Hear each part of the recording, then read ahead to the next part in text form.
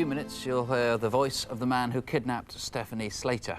It's the voice of someone who may well have been involved in other major crimes, of course, including murder.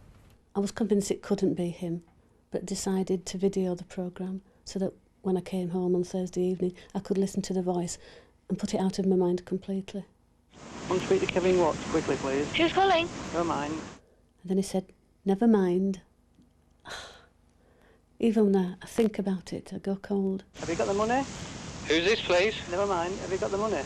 I just went hysterical. I knew immediately it was his voice. And I paced up and down the room 20 or 30 times, just shouting, "It's him, it's him." You'll get a message at 3 o'clock. A message at 3 o'clock tomorrow? Yeah, and do you want her to give you a password? If you tell me a word, I'll get her to repeat it to say that she's all right. And I just wanted to stop him talking, because the more he talked, the more I knew it was him, and I was so angry at him, but because I know he's so intelligent and that he'd come to this, that he'd been stupid enough to get himself involved in anything as ridiculous as this. This is the story of one of the most remarkable criminal inquiries of this century, a sequence of events that gripped the nation and was solved in a joint effort by the public and the police. This studio played a role in it. Almost everything you'll see has been recorded in the real locations, and most of those involved have taken part and helped recreate things in meticulous detail. But what follows isn't just a matter of record. It's an insight into the absurdity of the crime and the heroism of the people who were touched by it.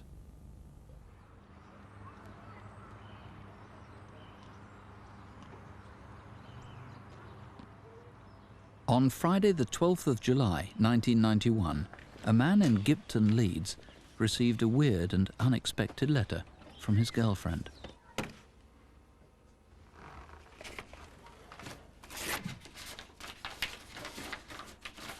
Dominic, help me please. I've been kidnapped and I'm being held as a personal security until next Monday night. Please go and tell me Mum straight away. Mum, phone the police straight away and help me.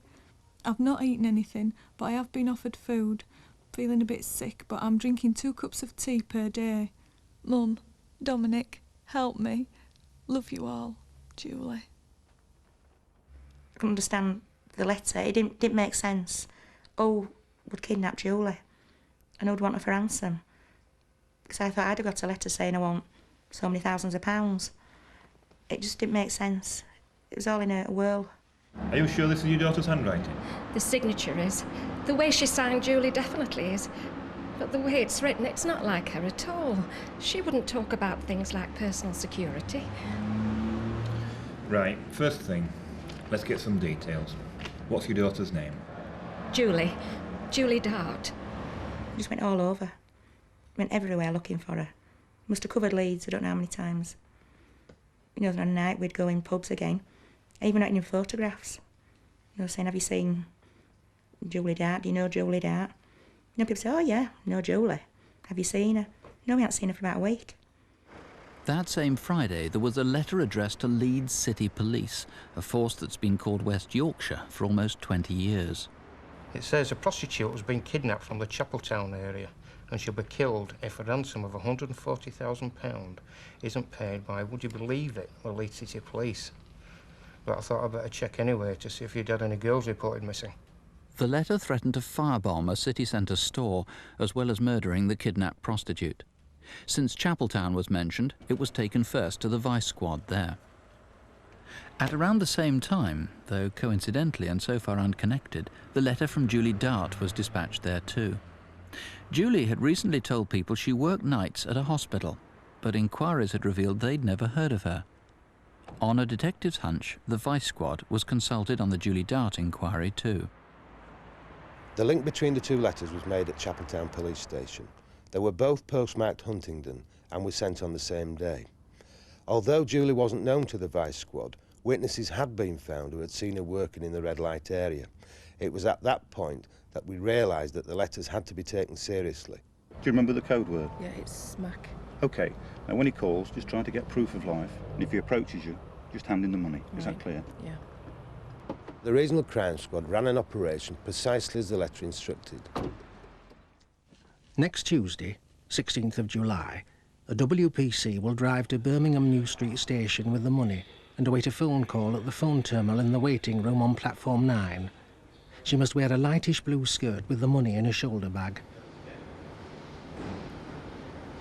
Courier now arriving at location. She must be there by 6 p.m. and await the call at 7 p.m. She will then be given the location of the next phone call.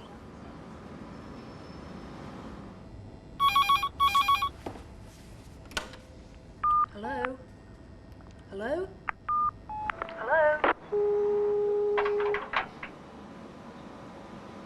The courier's replaced the receiver. The courier waited for 20 minutes, but there were no further phone calls, so the operation was abandoned. We'd done everything that the blackmailer had asked, and all we could do now was to wait for him to make the next move.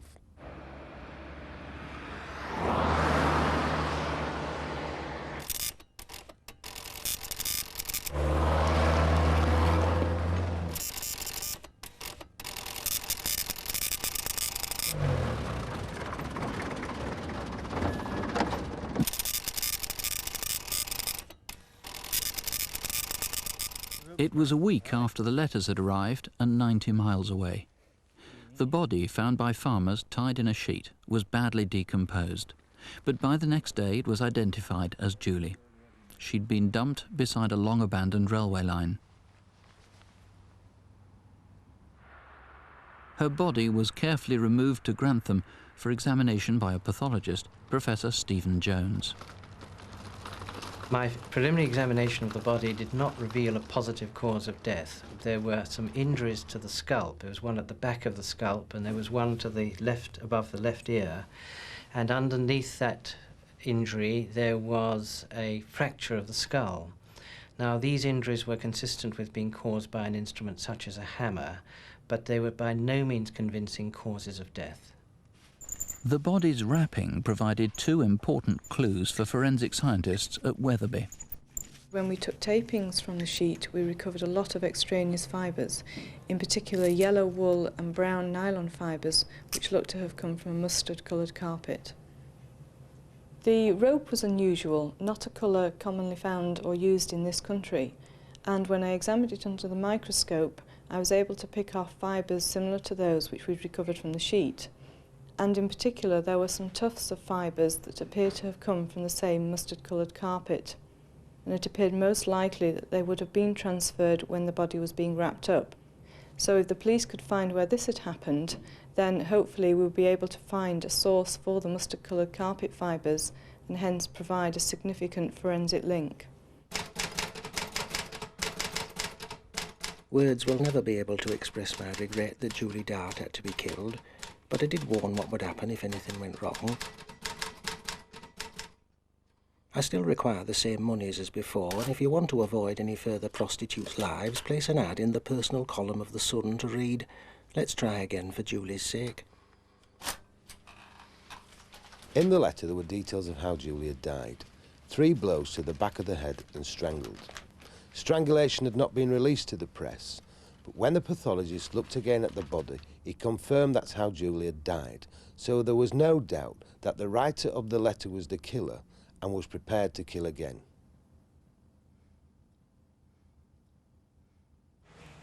Three days after the ad, another letter came. This one was handwritten, acknowledged seeing the advertisement, warned another hostage would be taken, and set another date for the handover of money. Yet the whole thing seemed to be a game. There were even betting odds on who would win. In a bid to understand the killer more, detectives sought advice from a psychologist. The body was found here, the village of Easton near Grantham, on the 19th of July, alongside a disused railway track which leads to the A1 running north. Right. I would like a copy of each letter. Paul Britton works with criminals in hospitals and prisons and knows how they think and operate. Based on my initial examination of the materials, I felt that they were dealing with a complex man, a very careful planner. He was likely to be aged in the middle years, late 40s, early 50s, that educationally he would be at least a secondary level, but not degree level. He would have bootstrapped himself along the way.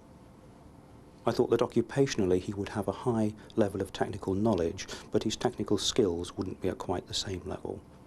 It was very clear that he was a complex games player. He wanted to be viewed and taken very seriously by the police service.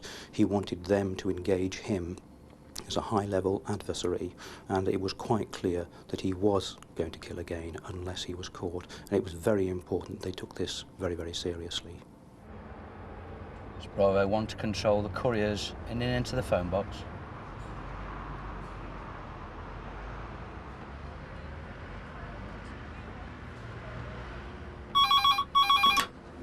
Hello, Julie speaking.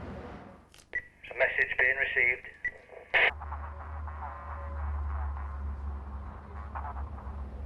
Look, if you're listening to me, I haven't been able to understand a word you've said. Seems to be struggling with the message.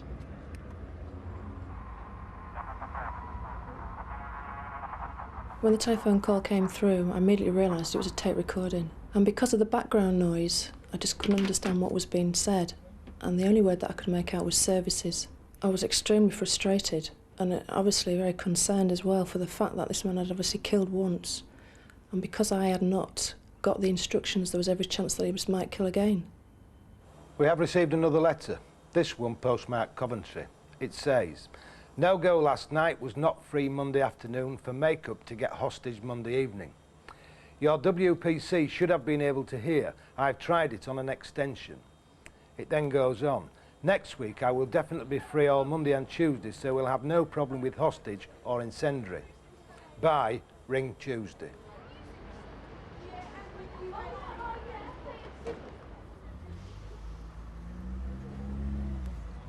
Could not make it Tuesday evening due to the fact there was no suitable hostage in the Huddersfield red light area on Monday evening. The phone call will be made to the usual box on Wednesday the 14th of August at 8:15 p.m. This will be the last time you will receive a call at the usual location. Should anything go wrong, you will not then be given the location of the incendiary device or the prostitute's body. Hello, Julie speaking. I'm going to have to tell you where to go because my tape recorder's broken. Yes? I've taken a hostage. Her name is Sarah Davies. I abducted her last night. She lives at Workman Gardens in Ipswich. Sarah Davies from Workman Gardens? That's right. The kidnappers told her that he's taken another hostage. He's given details. Sarah Davies, Workman Gardens, Ipswich. So far? Control to 6 so far. Now I want you to take the M1 northbound to junction 40, not junction 39, then take the A638 to Wakefield. Did you say the A633? No, take the A638 to Wakefield. At 1/8 of a mile along the way on your right-hand side, there's a phone box by a bus stop with a green. Be there by 9:45. Driving up the motorway, I was obviously very, very elated. We were actually getting somewhere, that this man had made contact, and that we were so very, very close in capturing him. We'd had all the previous frustrations of no phone calls and not being able to understand messages. But at this point, I really felt sure we were going to capture him. Control to the team. The courier's on the A638 towards Wakefield to stop at the telephone kiosk. Hello? Is that Julie speaking? Yes, it is. Hello, it's me again. Problems. I'll have to ring you back in half an hour. So you're going to ring back on this number? Yes, I will. Right, okay.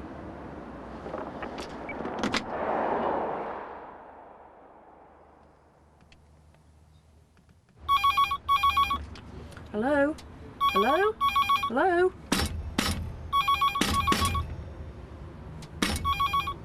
I realised at that point that the cradle had jammed, so I had to thump the actual cradle to release it, by which time the collar had cleared. So waited then for another half an hour, just hoping that he would ring back, but the call just never came. And my feelings were totally, I was just totally shattered and upset by the fact that yet again we'd not reached a conclusion. But on the plus side, we could find no evidence of a Sarah Davies who had gone missing, and we formed the opinion that this was an invention on the part of the kidnapper to put the police under more pressure. Next day, on the M1, under a disused railway bridge, 3 junctions down from where the phone box had jammed the previous evening. My workmate found it. It looks a bit suspicious to me. It just looks like a white painted brick in a tin can.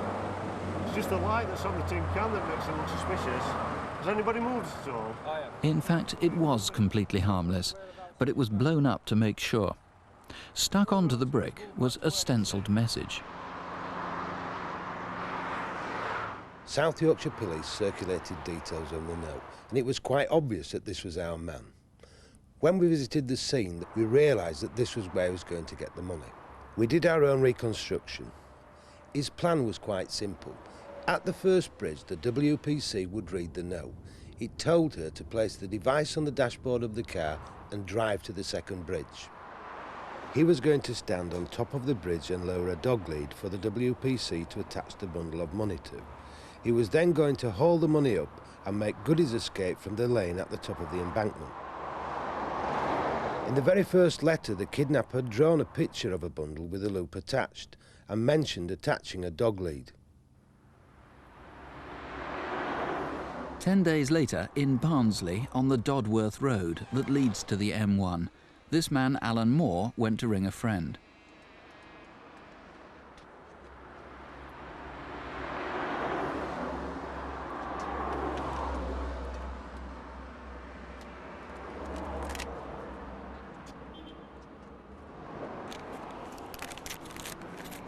It was the missing link, with instructions on how to find the white brick beside the motorway.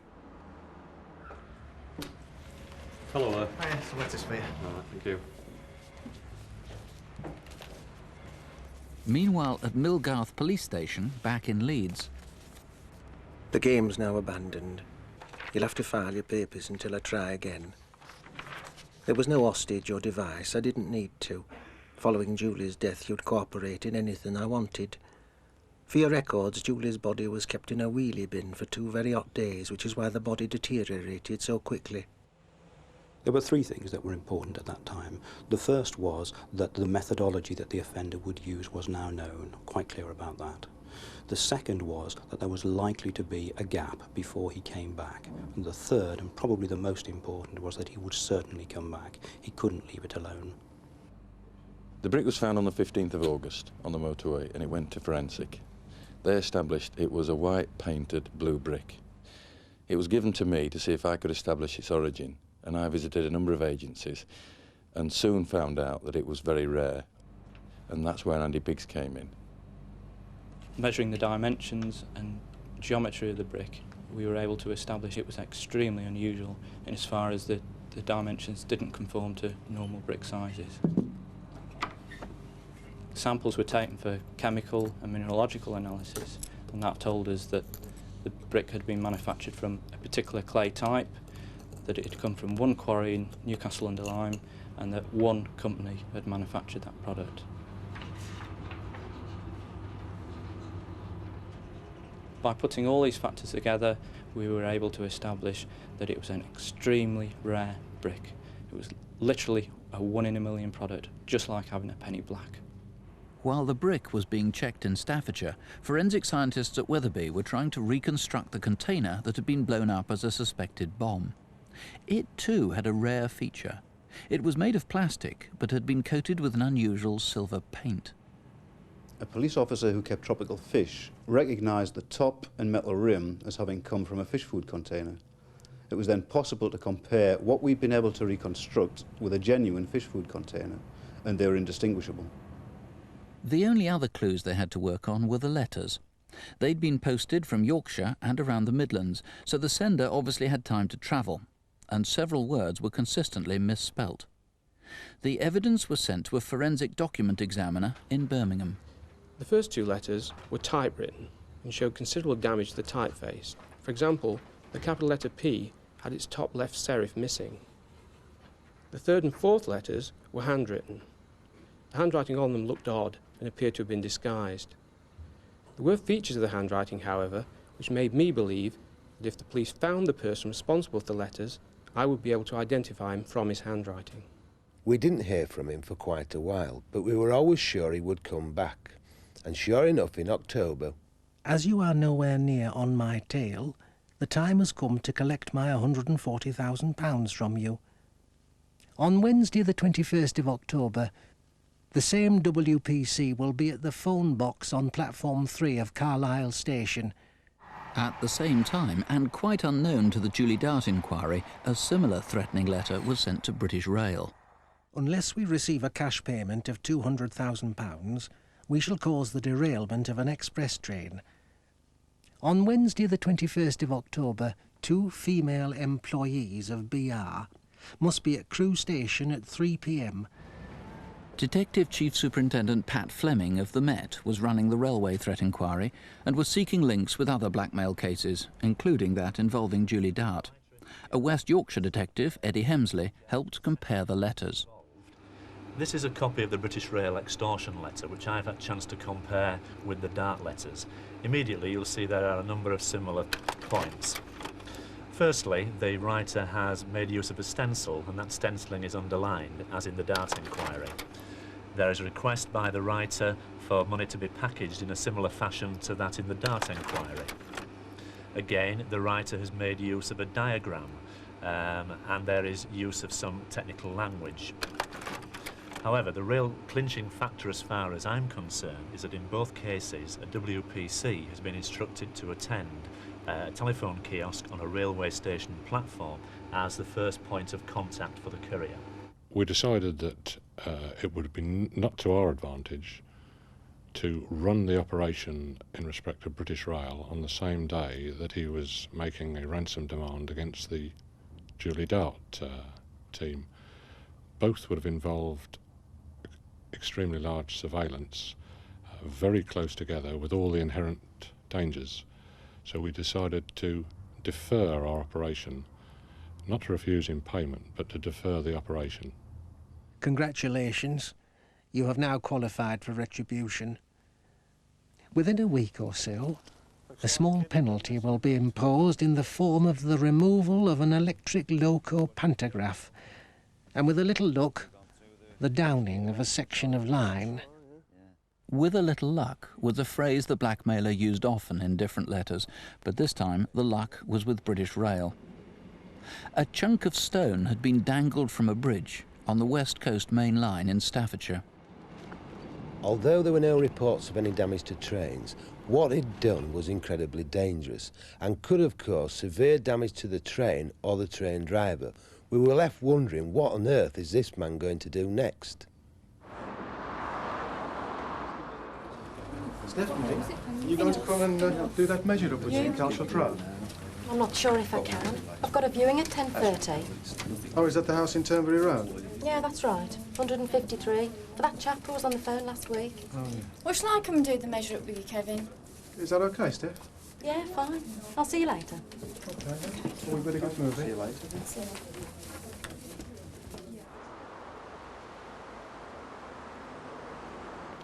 Mr. Southall? Yes. Sorry I'm late. Would you like to come inside?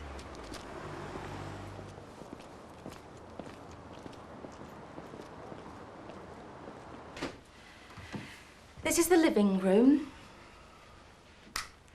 There are French windows leading off into the garden and a back door in the kitchen. Have you got the keys to the back door? No, sorry, I didn't bring them with me. Would you like to see upstairs? Yes, please. Is all upstairs double glazed? Yes, I think so. Has the house ever been rented out? I'm really not sure. Because it's a shame tenants never look after a property. What's that up there?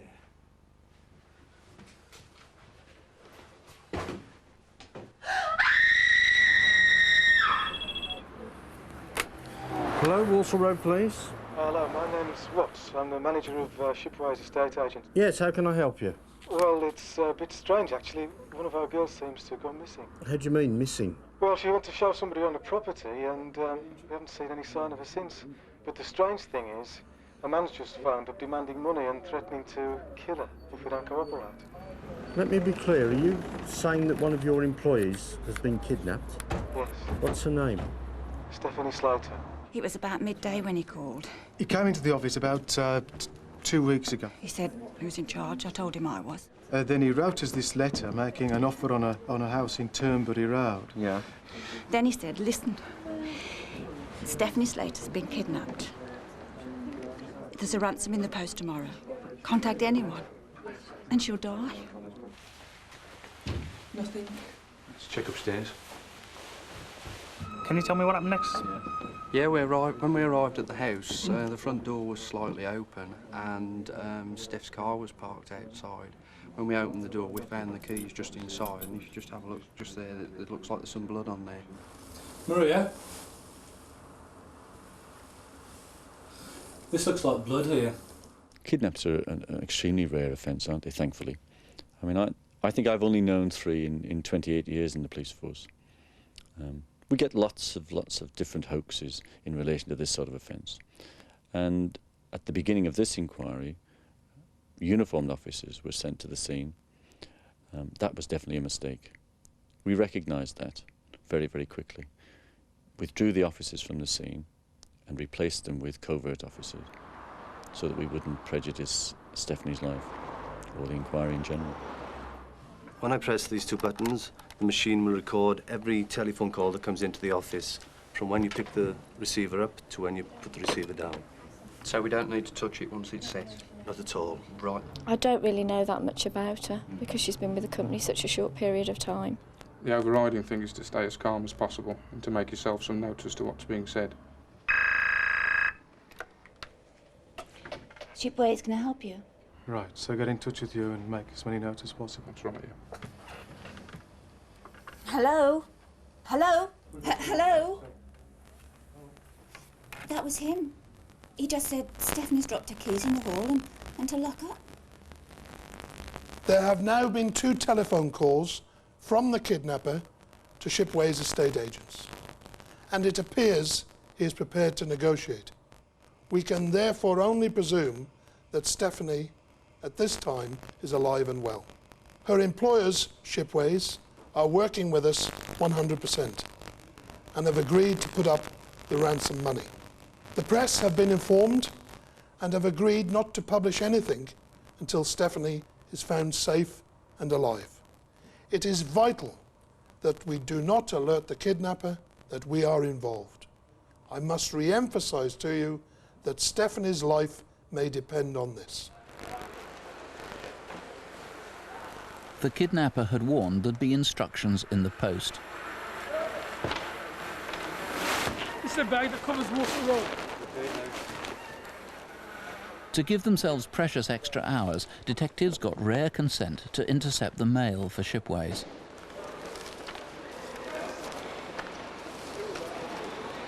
Looks like it, John. Yeah, that's it.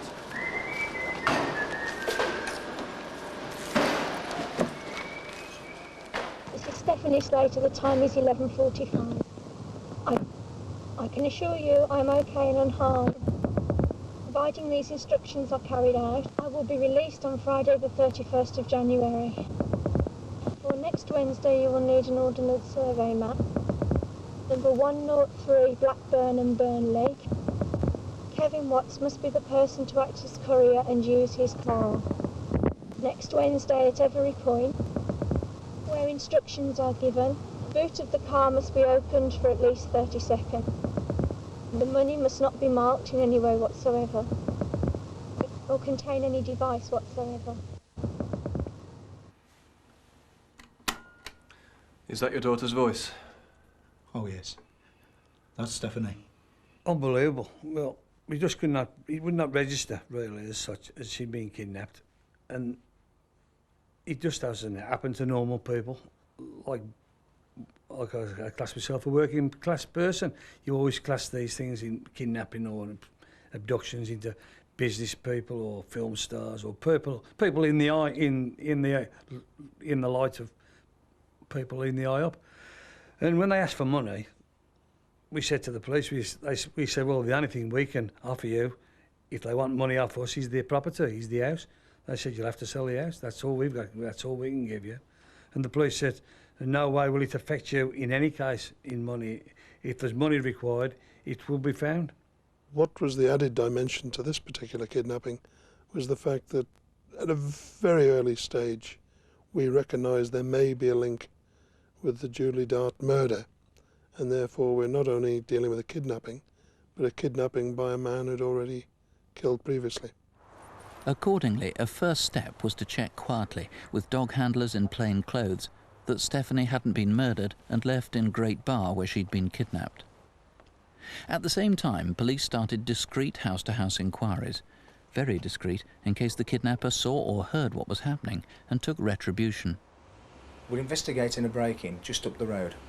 It happened between 10 and midday on Wednesday, and I was wondering if you'd noticed anything unusual recently. No, not really. Did you see any strange people or cars? I saw a red van in the right-of-way out at the back of the house. It was revving up and half turning, and I saw a sign on the side which said blocked and broken drains. I was wondering what, we'd got the drains broke. On the way to the shops, I saw a man standing outside 153. On the way back from the shops, I noticed he was still there.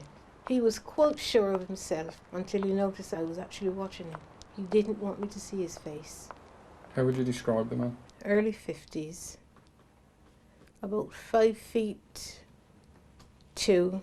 He was wearing a coat. On the left-hand side of the coat, he had a badge. There were many inquiries going on. The intelligence cell was sifting through all sorts of bits of information that were coming in. There were covert house-to-house inquiries being carried out near the scene of Turnberry Road and Shipways itself. I had officers in various parts of the country checking on kidnappers, their associates, people who may have served in prison with them, people who had a grudge. But the secrecy of the inquiry tended to hamper us. It was like working with one hand tied behind your back. We were very much in the hands of the kidnapper and really waiting for him to make the next.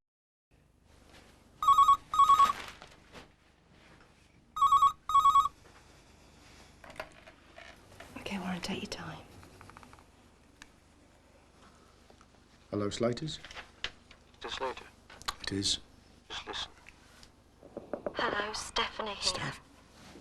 They Stephanie. want me to make a message to you, just to let you know that I'm all right. I'm unharmed.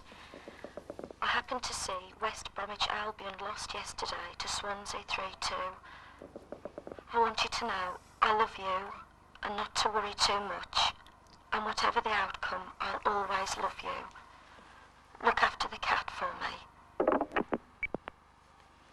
What's happened? Is she all right? She's alive. She's alive. She's all right, love. Betty was over the moon, was the tonic to her to know. And I said, that's Stephanie today. I said, that recording was done today, Sunday. Of course, the message she gave was yesterday's message. And the moment she said yesterday, she must have been talking that day, which was Sunday. Police felt they had no option but to prepare a ransom. As agreed, it was put up by Stephanie's employers. But should they also accede to the kidnapper's demand that her boss, Kevin Watts, should be the courier? They simply asked whether I would be willing to be the courier. And I said yes, anything to ensure the safe release of Stephanie. I was deeply concerned and always was concerned. A, for the safety of the courier, Kevin Watts, and B, secondly, for his ability to respond in a crisis situation. Past experience has shown that even police officers placed under such pressure fail to come through. But we had to bear in mind all the evidence that was available to us. The kidnapper had visited Shipways. We believe he'd seen Kevin Watts, could identify him. We had been practicing and training with Kevin Watts right from the start. And we'd watched him develop, grow stronger, grow confident in our ability to safeguard him. Stephanie. They spent an awful lot of time with me, coaching me, putting me really in the right mental frame of mind to cope with the stresses and strains that I would endure during that evening. We have a plan involving up to 1,000 police officers. We'll use number 1 and number 3 regional crime squads, as well as our own. As you know, he's pointed us in the direction of Blackburn and Burnley, but we know he's got links with Yorkshire and with Lincolnshire. So we need to be prepared to travel anywhere in the country, particularly the north. If we use Watts as the courier, he'll have a microphone and we'll keep him under surveillance wherever he travels. What about the final drop-off point, Mick? What options can you give us there? There are only 2 options. The first one is to arrest him as he drops the money off, The second, and a very risky one, is to keep him under surveillance in the hope that we can then recover the money, arrest him and release Stephanie Slater. But that's a tremendous risk. But we have to remember, 99% certain this man has already killed once, and we should arrest him at the earliest opportunity. Okay, we'll take him at the drop.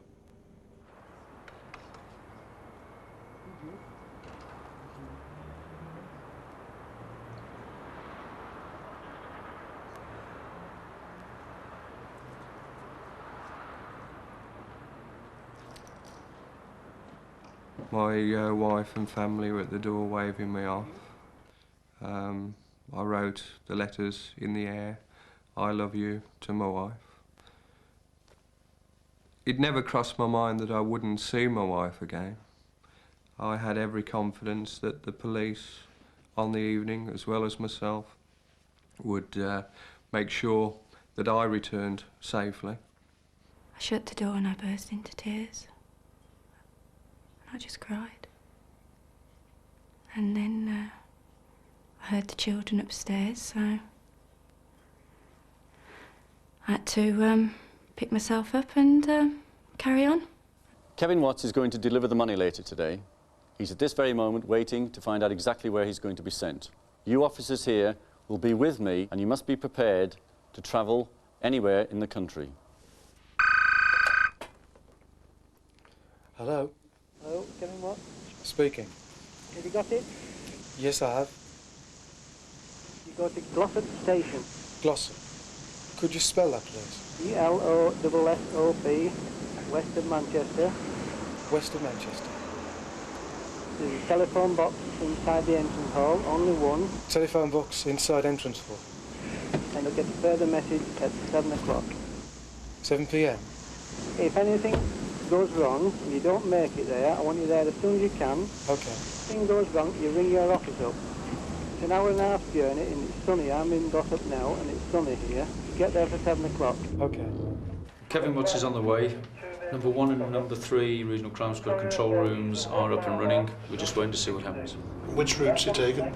Presently going up the M6 towards Manchester. The teams were all standing by at Nechel's Green Police Station, all ready to go at a minute's notice. I mean, you could actually taste the tenseness in the officers' faces. I mean, the atmosphere was absolutely electric. Courier's vehicle now arriving at Glossop Station.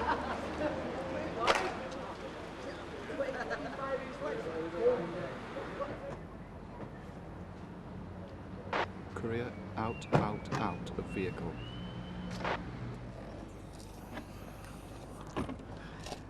How am I going to get home? How do you mean?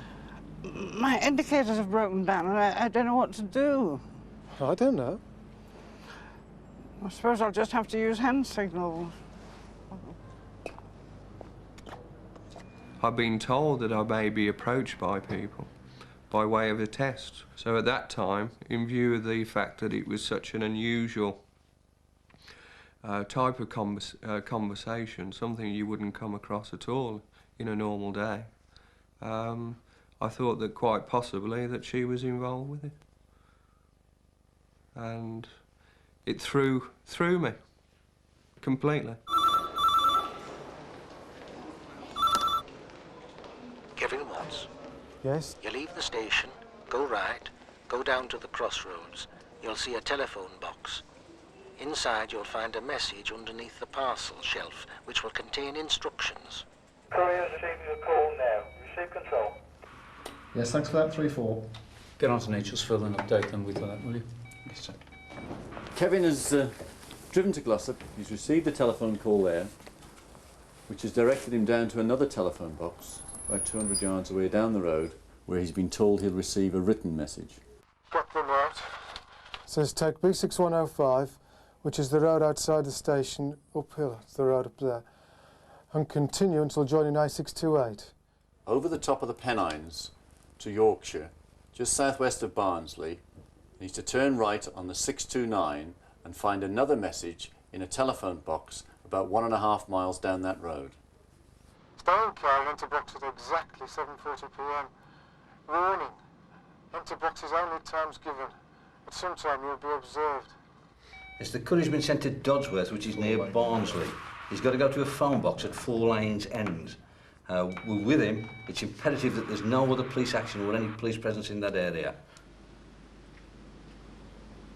When I left the main town centre, within 1 minute, fog came down and I just couldn't see further than 5 or 6 feet in front of the car.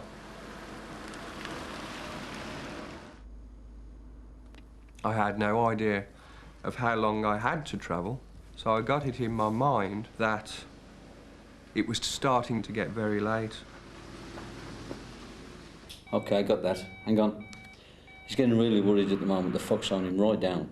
Just tell him to keep calm, follow the directions. Yeah.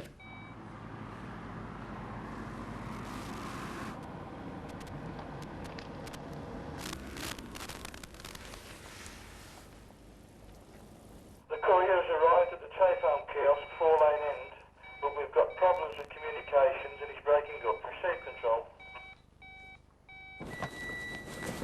The telephone box was illuminated. It was very isolated. There was fog swirling around it. I decided that I would get into the box and out as quickly as possible.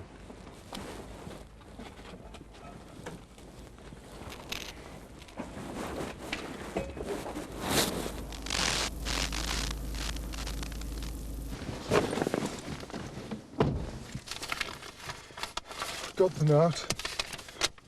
It says, this route will show if you are being followed. We've lost contact with the courier. His mic's gone completely dead. Receive control.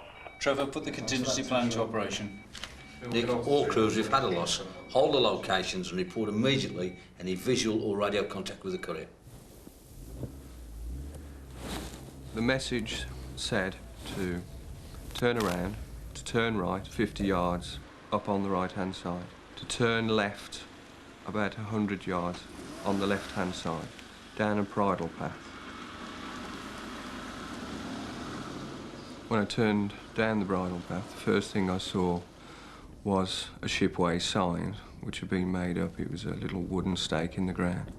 I thought, he's waiting for me at the end of this track. This is it. You know, this is the crunch.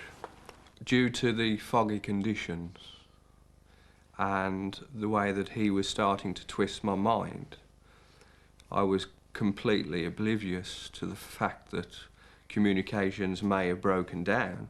From my point of view, I knew that there was the possibility that they would black out any sort of communication with me if this was going to be the point whereby the drop was going to be taken. I've been told to look for a cone. It also said to me that I was to replace the money in the bag that was by the cone. Because of the fog, there's walls all the way around. He could have just stepped out and touched me, and I wouldn't know until he was on top of me. I was extremely, extremely frightened. You couldn't put it into words how I felt at that point. I was just totally alone with him.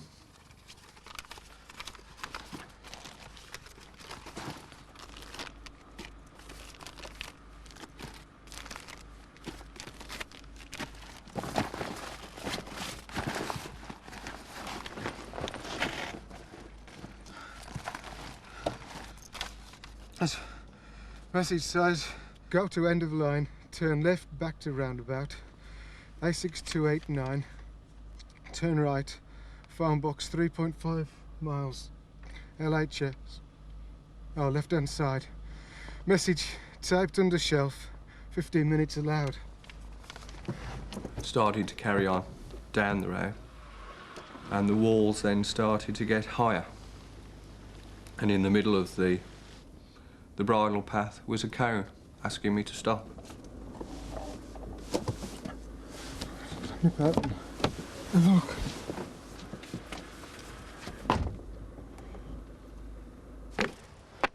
Stop. 60 seconds allowed. On wall by 4 sign, would try. Put money and bag on tray. If buzzer does not sound, leave money there. Remove car in front of car and go. Money will not be collected until you have left. At that time, I was just going along with exactly what he was saying. I wasn't in control of my own mind. He was. The feelings I had were undescribable. I understand afterwards there was actually a message on the train, which I didn't pick up. Purely and simply is that I was in that much of a panic. I just wanted to get out of there.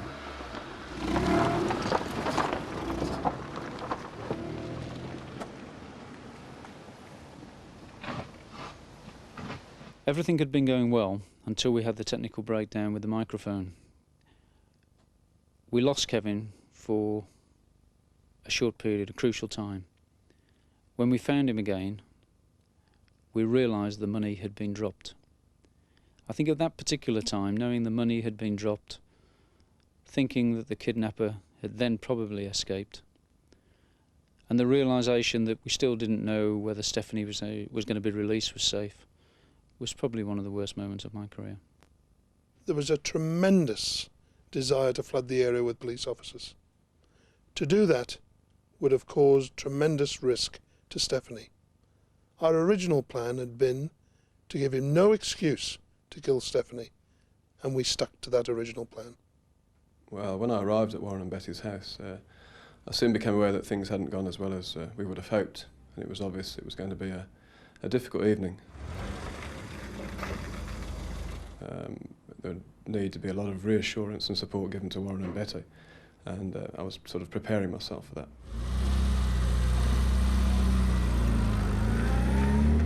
Well, later that evening, I went upstairs to use the toilet, and I just happened to pick probably the wrong moment. There was a banging and a ringing, and obviously concerned me greatly, and I'm desperately trying to get back into my trousers, and I could hear Warren heading for the door downstairs, and I'm shouting to him, "Warren, leave it, I'll get it!" Is this? It's Stephanie! Stephanie, Warren! Oh, Barry! Oh, Barry, Betty, she's back! Come on, come on. Oh, Barry, please remember. And Adrian didn't realise who it was, and it was only me brushing Adrian aside, and I said, "It's Stephanie." And we just grabbed her and pulled her in the house. And Adrian was as dumbstruck as I was. He just couldn't believe it. Okay, Warren, Betty, please don't touch her for the moment, please. In a minute, Warren, back towards the sofa. I was just in a whirl. I just couldn't believe what was going on. And Betty run down the stairs, and we just couldn't believe it. We just couldn't believe she was there. She was in the house. And she couldn't believe it herself. Of course, she couldn't see. She couldn't focus. We got the lights on. Right, turn round.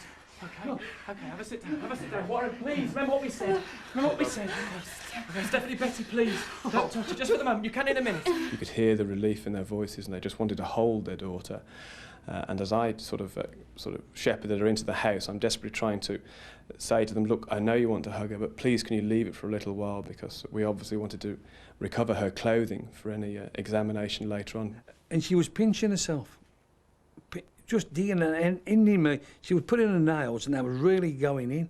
And that was, she just couldn't believe she was home. She was just making sure. Even then, she couldn't believe she was in the house, you know. Stephanie was physically okay, but as was planned, was taken for the sake of peace and quiet to a private hospital where she could be cared for and debriefed.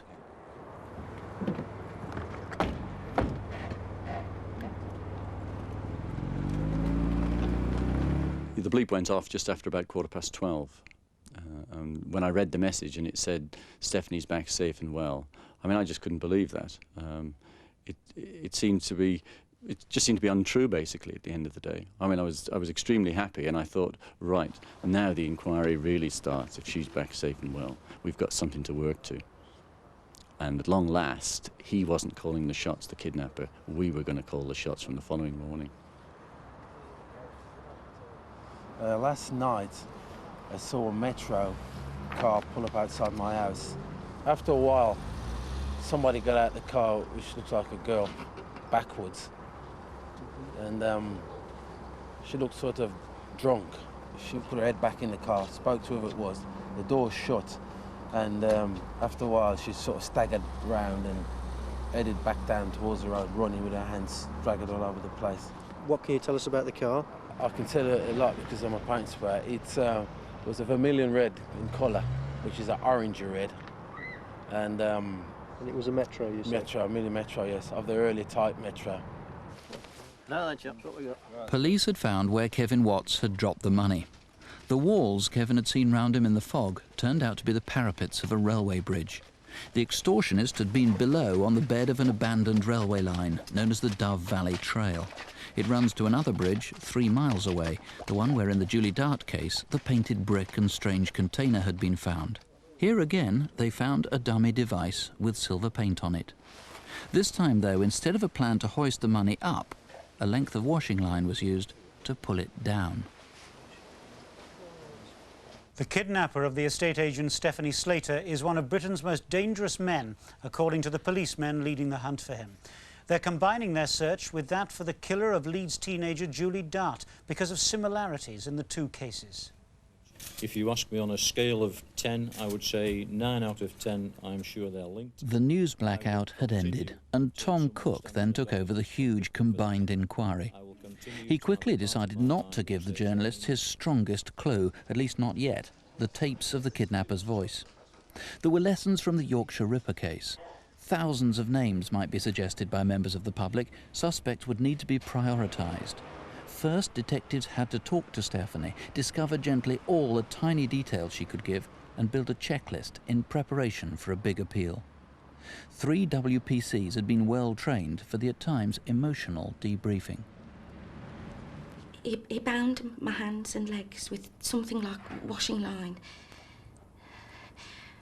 And he blindfolded me and gagged me. And then he guided me out to his car.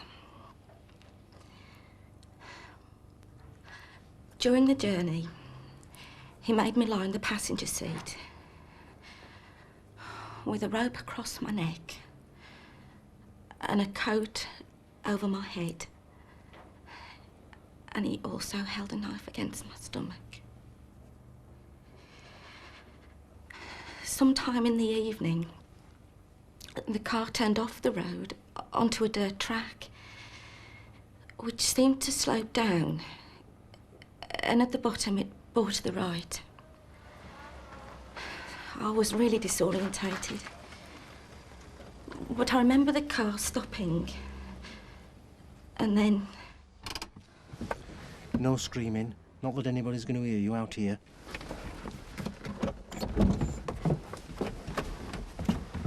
I got the feeling he wanted me to think we were out in the middle of nowhere. I heard the sound of keys rattling, and then a heavy door being pulled open a little way.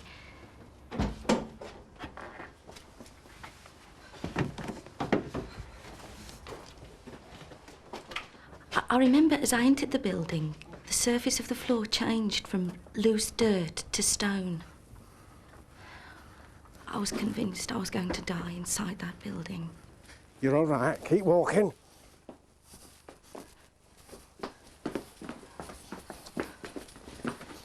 Come on, sit down. Right, you're going to have to change your clothes. I've got some others for you to wear. He gave me a pullover and a cardigan, a pair of denim jeans, and an old pair of socks to put on. Then he gave me back my boots, and he put a sock on each of my hands to protect me from the pressure of the handcuffs. Then he asked if I would like fish and chips for my tea. I wasn't hungry, but I thought I ought to eat something, so I said I liked chips, and he told me to be quiet and went out. Did you hear him drive away? I don't think so. I'm pretty sure he didn't use his car. Can you remember how long he was gone?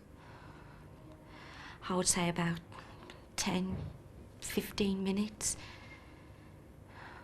When he came back, he manoeuvred me onto a mattress and gave me the chips. Steph, this might sound really trivial, but it's really important that we know as much about those chips as is possible. Well, they were definitely chip shop chips, and they were very hot. Is that all you want? I'm not hungry. You don't want any more? No. I hope you're not claustrophobic. No, not really. Right, you're going to bed now. Come on. Lie down. That's it. Now shuffle into this hole. Imagine it's a sleeping bag. That's it. Push yourself forward. Go on, go on. I can't get down anymore. You should be able to. I can get down it. There are boulders above you, and if you pull on them, they'll fall down and crush you. So keep still. When I open this door, I want to see the gag and the blindfold still on you. Quick. I can't understand why you're so calm. But I wasn't. I was terrified. And that night, I was in such terrible pain, all up my back. And it was cold, so bitterly cold. And all through the night, I kept seeing things in my mind. I'm not normally a religious person, but I even saw an image of Christ in front of me. I thought I was dying. At one point, I thought I was dead. Steph is an extraordinary woman, and she was extremely easy to interview, very cooperative, and her recall ability was unbelievable. She was able to remember things in such detail and with such accuracy, and her story never wavered throughout. Steph, can you try and remember what happened the next morning? If it gets too much, just say and we'll stop. I remember waking to the sound of a radio. A few minutes later, he arrived and came to get me out of the box. I could hardly move. I was in so much pain. And I think he was genuinely surprised to find me in such a terrible state.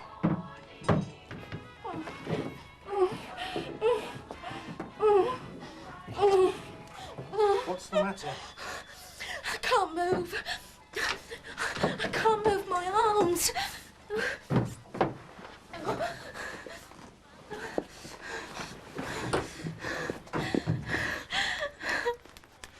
Is that better? It's getting better. Would you like some tea? Yes, please. Here you are. Now you can stay on the mattress, but don't move. If you do, I'll know. He let me stay on the mattress that day, and he gave me a chance to think. I knew that screaming wasn't going to do any good. I thought, if I talked to him, make him realise I was human, it would make it more difficult for him to kill me.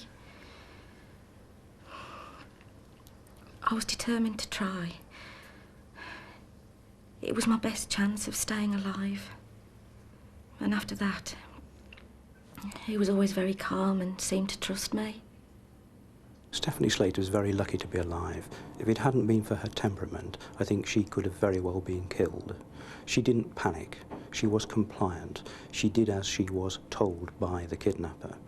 In due course, she became extremely important to him as a person, and I think that that's what kept her alive.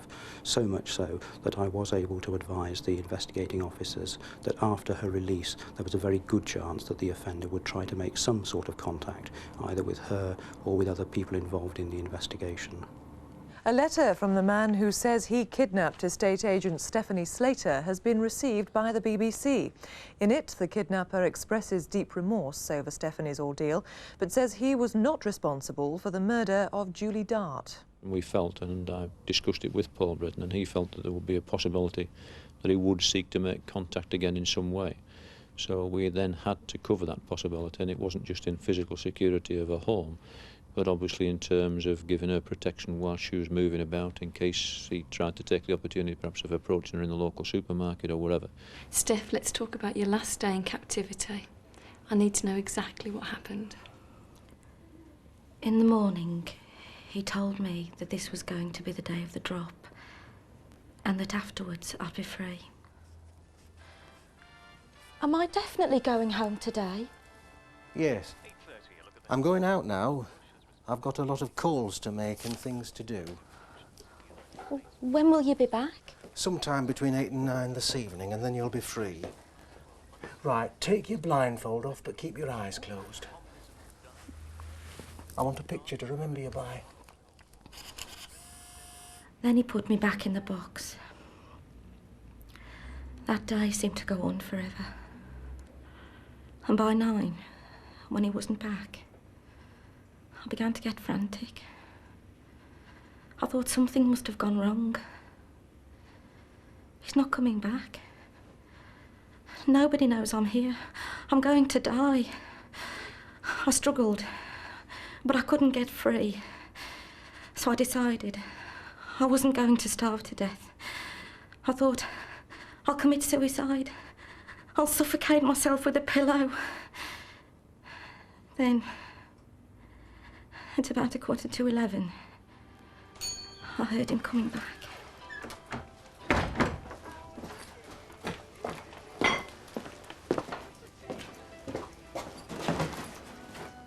Is that you? Yes? Did you get the money? Yes? Oh, please, let me out of here. I'm coming.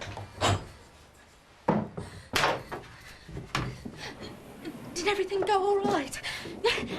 Is it all okay? Yes, except my mate fell off his bike 3 times because of the weather. Can I go? Are you going to take me home now? And then he put me in the car at about 11:15, and we drove back to Birmingham. Steph, let's talk about his mate. Were you ever aware of him? He did mention him a couple of times, but I was only ever in contact with one man. The information that was coming from was absolutely vital. The officers, after it had been analysed by the intelligence cell, were in receipt of that information as quickly as we could get it to them. They were like bits of a jigsaw puzzle that were painting a picture. She was absolutely brilliant. In the morning, he would arrive at about 8 o'clock. I could tell because the radio always switched itself on at about this time. It was on all day long, always on Radio 2. Breakfast, she remembers having porridge because it was cooked in a microwave, and she remembers distinctly the ping when During the day, I could hear banging and hammering. Occasionally, I heard people visiting.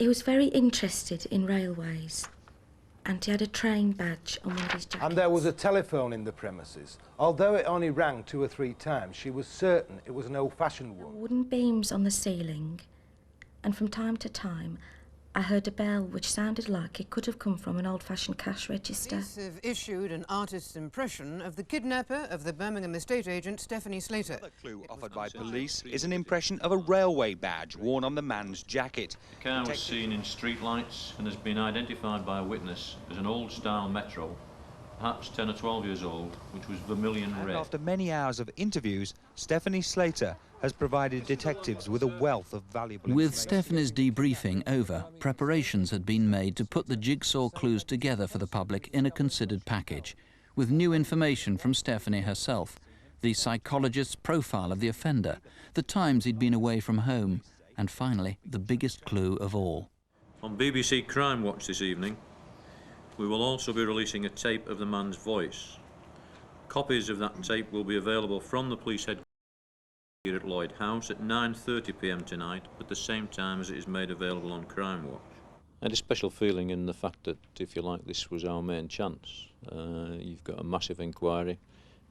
We'd had a long investigation in relation to Julie's murder, which you could regard as one bite of the cherry. There'd been the kidnap and the ransom drop, which you can regard as a second bite of the cherry in relation to Stephanie Slater. and we got nowhere with those, and if you like, this was perhaps our third bite at the cherry. Good evening. Tonight, once again, The package that was going out on Crimewatch, really we had to be very optimistic that we were going to get a result. Our incident room number hadn't been given out, so I wasn't expecting a call particularly to Millgarth incident room. But of course I knew that there would be a very high volume of calls going to Birmingham and to the overflow facility at Bradford.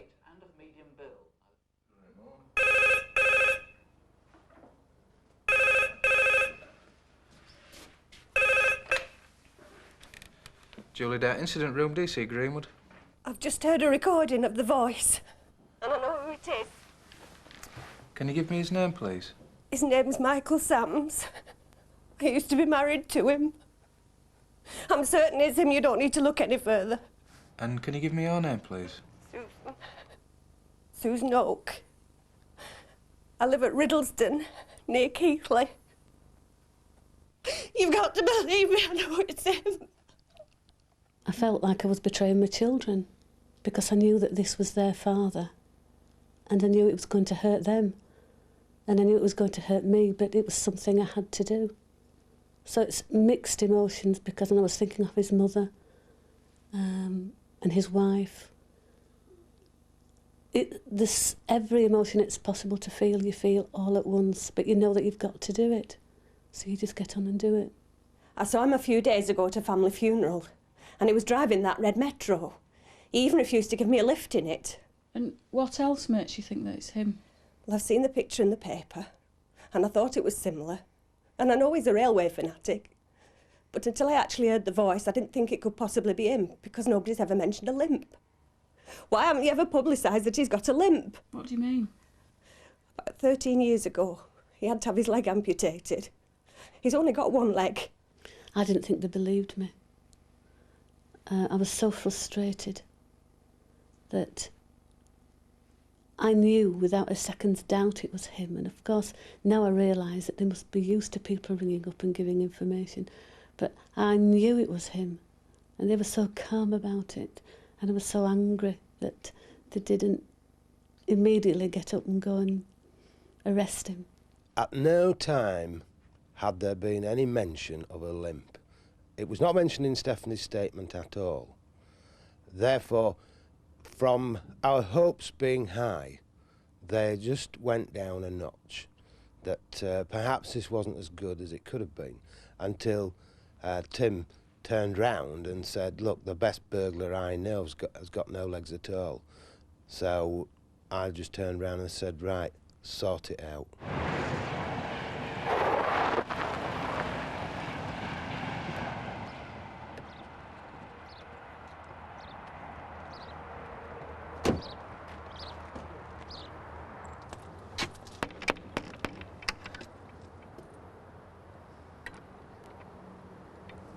Hello. Mrs. Sams? Yeah. From the West Yorkshire Police, sorry to bother you. Oh, you're here about the Crimewatch programme, aren't you? You said you might call. Well, because of the Metro. Is your husband in? No, he's at his work. Where does he work? At T&M Tools in Newark. As we were talking, I saw masses of railway memorabilia. There was a motorcycle, there was a fish tank. It all pointed to the fact this could well be our man. We raced into Newark, hoping that she hadn't warned him. We didn't want him to escape, we didn't want him to dispose of any evidence. The first thing we noticed was the sloping path down to his workshop. The Metro was parked nearby. There was a sign saying T&M Tools, it was stencilled, and then of course there was the big sliding doors on the heavy metal runners. Hello? Is anybody in? Hello? We're from the West Yorkshire Police, can we come through? Yes, I've been expecting you. What is it you want? We're investigating the murder of Julianne Dart and the kidnapping of Stephanie Slater. I'm Detective Sergeant Grogan, this is Detective Sergeant Leach, and this is DC Greenwood. As soon as we walked in, we noticed everything that Stephanie mentioned in her statement. The beam, the old telephone, the microwave, the radio. Let's see. What station is this radio tuned to? Radio 2, I have it on all day. I'm arresting you for the murder of Julie Dart and the kidnapping Stephanie Slater. You're not obliged to say anything unless you wish to do so. What you say may be given evidence. Empty your pockets out. You've got the wrong man here. You're making a big mistake. The only thing that wasn't immediately apparent was the old till. It was only when the door was opened that the bell sounded, and that tied everything up for us. Well, quite frankly, I didn't believe them. I said, is this a wind-up? Are you on a Vodafone? Ring me back. I needed time to think, really, and when Tim Grogan rang me back a short time later, he went through the points, and then I was convinced. I want you to wait out in the holding area. Will you go with this officer, and I'll speak to you later.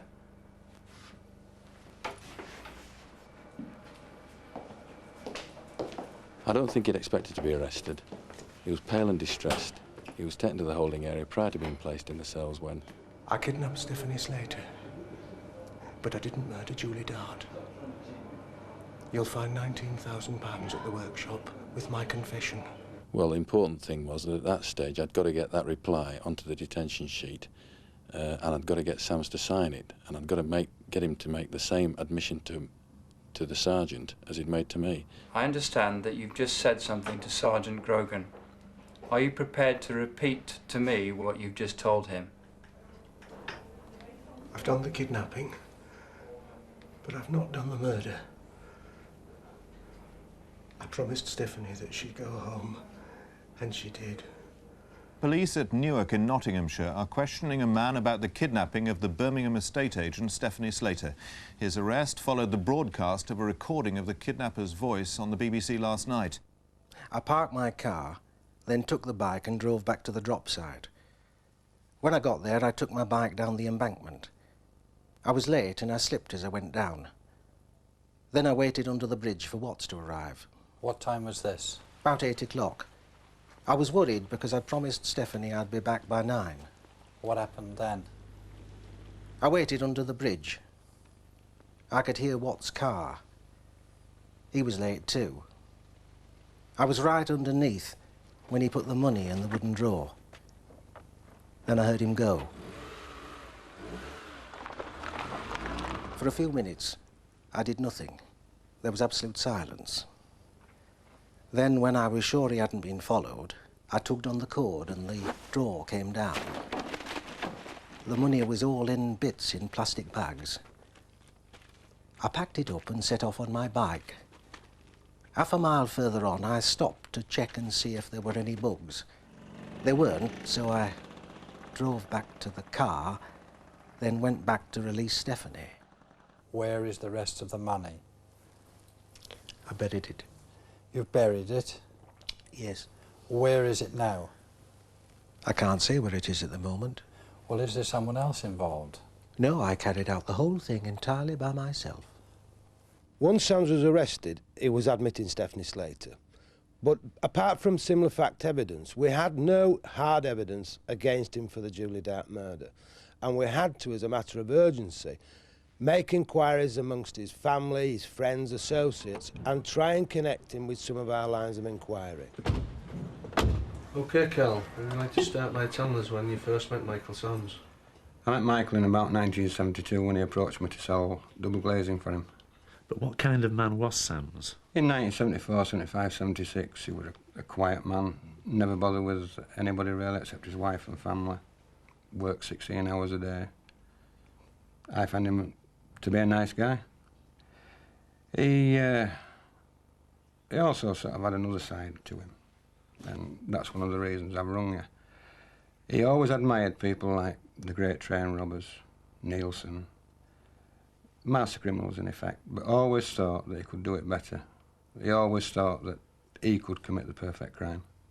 Did Sams ever discuss with you how he would commit that perfect crime? Well, actually, one day while we were in the cellars at Oakfield, he was messing him out with the model railway that he had. On the way up, I asked him if he wanted the room on the right rendering. He said, no, that's for the hostage. I said, you know, hostage. He then went on to explain that he had a perfect kidnap plot, and that's where the hostage was going to be kept. We watched the Crimewatch programme together. When the picture came on, he said that could have been me 10 years ago. Did he say anything when they played the voice? just said it sounded like a Lincolnshire accent. I said to him, "You've got a metro and you live near a railway line. It's a good job you've got a tin leg." Apparently he did 9 months for a car theft in 1978, which was his first offence. It was whilst he was in prison that his right knee developed a tumour, and it was then that he had to have his leg amputated. Any Leeds connections? Yes, he served his sentence at Armley Prison in Leeds. Then when he came out, he lived locally with his second wife until that marriage broke up a couple of years later. Are you connected with the kidnap and murder of Julie Dart? I can categorically state I never knew Julie Dart. I've never seen her or talked to her. We believe that you held Julie in your workshop. No, there's no truth in that. And that unlike Stephanie, she took a blindfold off and had to be killed. No, there's no truth in that whatsoever. I didn't have anything to do with Julie Dart. And what I'm waiting for is the evidence that links the two cases together. In fact, for days, a carefully prepared team had been examining the kidnapper's lair. Blue bricks were found, and they were obviously unusual ones. Amid the jumble, there were long strands of human hair, and on an old curtain, what looked like a diluted stain of blood. Nick? Yeah. What you got? Tuft of brown fibres.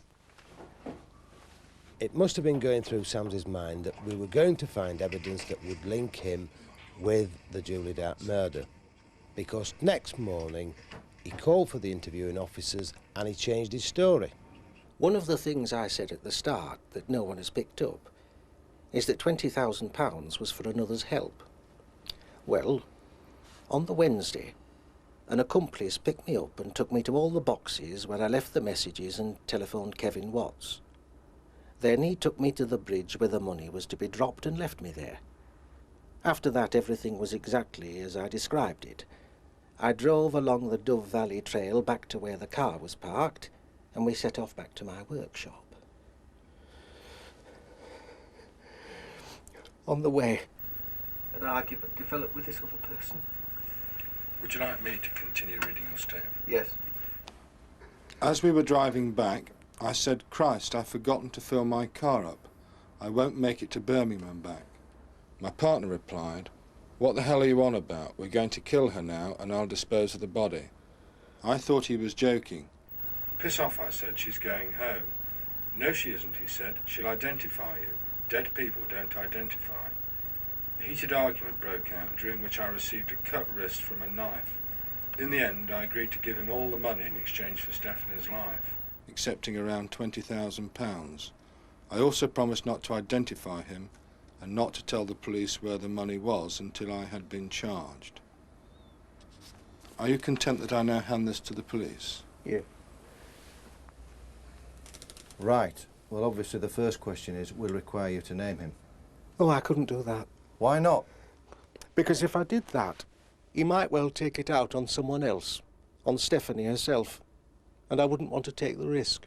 We're asking you to take that risk. I'm not interested in how long I get. I'm not interested in what I get. Michael, that's not your decision. No, I won't take the risk. I believe Michael Sams was hoping that the second man would be a convenient way of explaining away any evidence that we had to connect him with the Julie Dart murder. But in actual fact, he was backing himself into a corner. In a previous letter, the fax letter, you said that you know the man that murdered Julie Dart and who tried to extort money from British Rail. That's correct, yes. Is this the same man who's got all the money from the Slater kidnap, your accomplice? It is, yes. But you've always said that these cases could never be linked with the Stephanie Slater case. You've always been adamant about that. Yes. But now you're saying the cases are linked. Now they can be linked. Because you say so.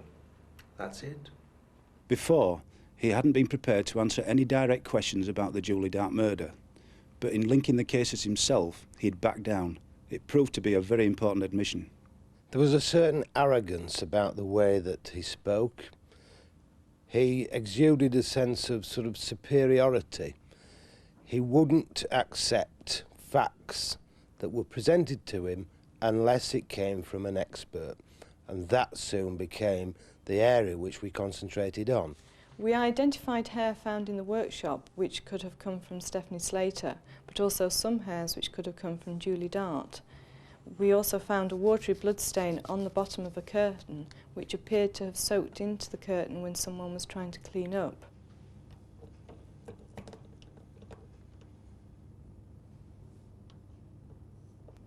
This blood was subsequently shown to be of the same group as Julie Dart and different from the blood sample of Michael Sams, his wife and Stephanie Slater.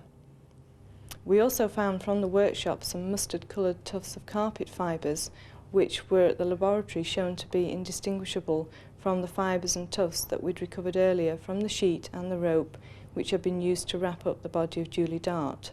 It's impossible. Just impossible. Impossible? Impossible for them to be the same. So what explanation can you give? I say it's impossible. But forensically, if it proves... Well, yes, yes. What are you going to say then? I don't know. I've no idea. And then perhaps you're going to start... No, I'm not going to change my story one bit. But that's exactly what he did.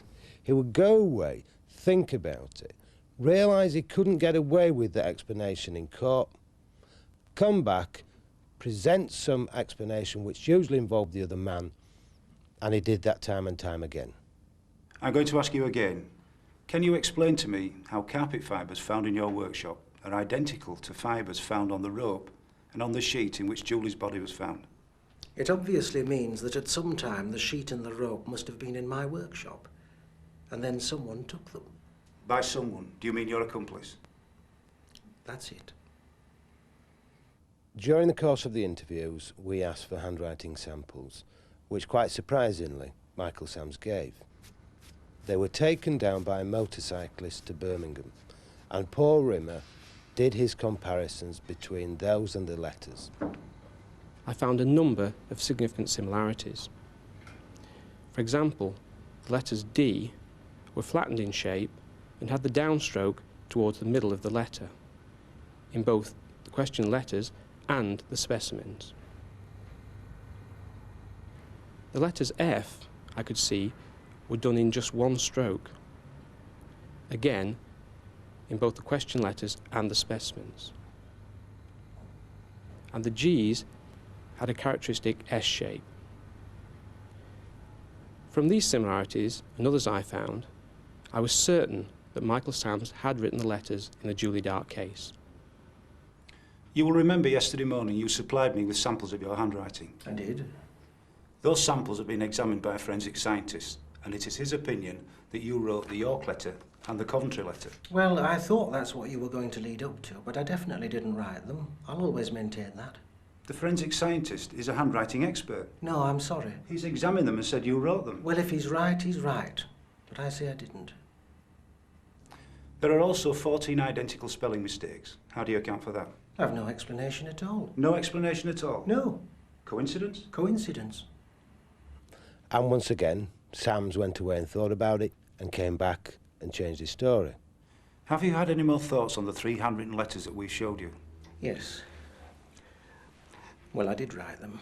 I told you a lie. So you did write those letters? Yes, I did. I was used. He made me write them. He was using me for a pillock. But why did you do it? It seemed like a good idea at the time. But you must have known he killed someone. It's in the letters you now admit you wrote.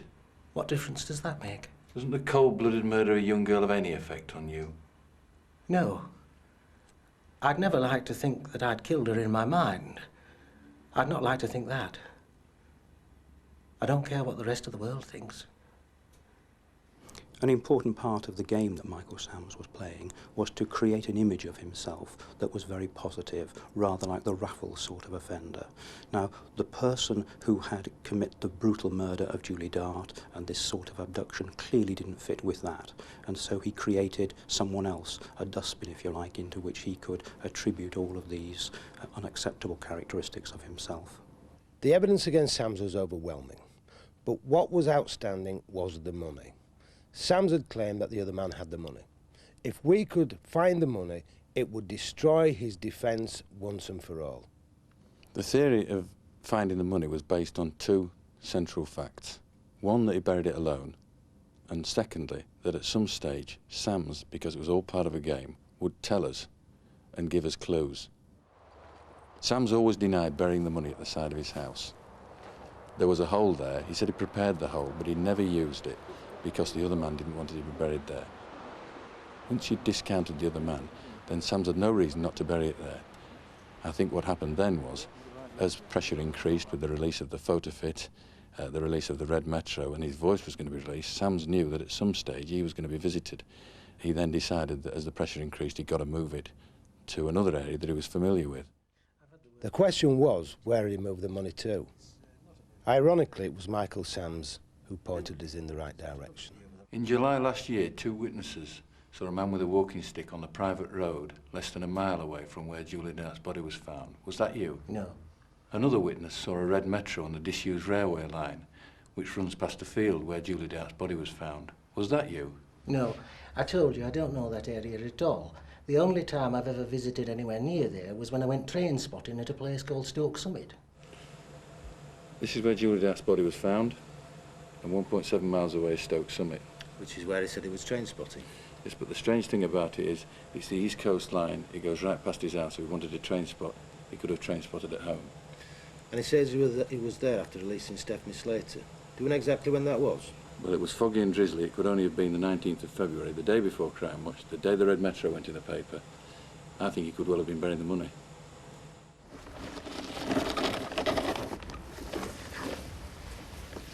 Alan, you've just gone over a target. Mark it, move on to the next line. OK, we've got a target here. Right, gentlemen, will you dig there, please? The search began on the Tuesday. We'd identified a number of likely points, working on the principle that he would have to have a fixed point, a tree, a post or something, to be able to identify where he'd buried it. Nothing was found on the Tuesday. On the Wednesday, generally people were flagging. That was the last day that we'd booked the ground probing radar. We knew we hadn't much time left, and I think hopes of finding it were fading. Starter blind.